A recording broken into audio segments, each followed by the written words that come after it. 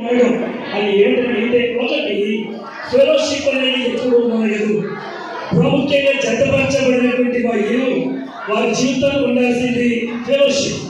ఏముండాలి? ఫెలోషిప్ ఉండాలి. ఈ ఫెలోషిప్ అనేది ఎన్నటికీ మనకు, ఎందుకంటే ప్రపంచంలో భారీగా ఉండేటువంటి అతి ప్రాముఖ్యమైనటువంటి టైటానిక్ షిప్ ప్రపంచంలో మునిగిపోయింది. కానీ ఈ ఏళ్ళ మధ్య ఉండేటువంటి ఫెలోషిప్ ఎప్పటికీ మునగకూడదు. రెండో షిప్ ఏంటంటే ఫ్రెండ్షిప్. వీళ్ళిద్దరి మధ్య ఎక్కువగా సహవాసం అనేది ఉండాలి. రెండవది స్నేహం అనేటువంటి షిప్ అనేది వీళ్ళిద్దరి మధ్య ఉండాలి.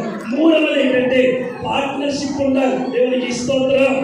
ఈ పార్ట్నర్షిప్ అనేది ఇద్దరి మధ్య ఉన్నప్పుడు ఒకరు అర్థం చేసుకోవడం, ఒకరు భావాలు చెప్పుకోవడం, ఒకరి మధ్య ఒకరు అనేకమైనటువంటి అన్యోన్య బాంధవ్యాన్ని కలిగి ఉండడం అనేది ఈ పార్ట్నర్షిప్ లో ఎప్పుడైతే ఉంటుందో ఈ మూడు షిప్లు ఎప్పటికీ మునిగిపోవు. దేవునికి స్తోత్రం. దేవుని సేవకుడిగా ఒక మూడు విషయాలు మీతో జ్ఞాపకం చేశారు. అయ్యా, చెప్పబడుతున్నటువంటి ఈ నలుగురి మధ్య ఒక మూడు విషయాలు ఉండాలి.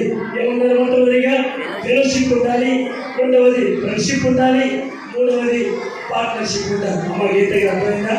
ఈ మూడు షిప్ ఎప్పటికీ మునుపు అటు ఆశీర్వాదంతో వారిని నిండిగా దీవించిన చాలా ఓపిక మీ అందరికీ ప్రత్యేకంగా